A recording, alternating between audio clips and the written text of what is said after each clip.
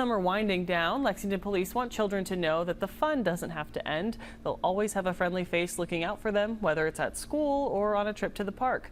WKYT's Carly Hogston showing us how Lexington Police are working to bridge that gap between law enforcement and youth.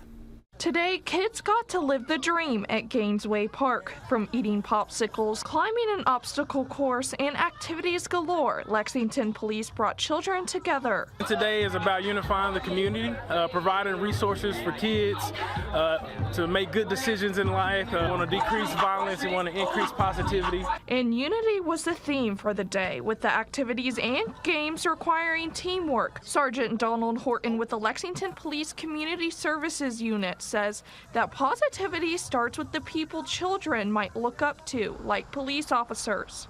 We have a job initially, but we want to know that it's not just about addressing the law, it's about building the community as well. And we do that by creating relationships. Horton says this event is just a small part of building relationships with the Police Activities League.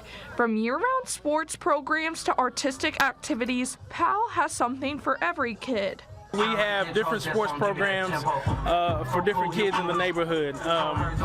Football, we have boxing, we have basketball camps, we have all kinds of cool things. But even past that, we want kids to understand that education is important.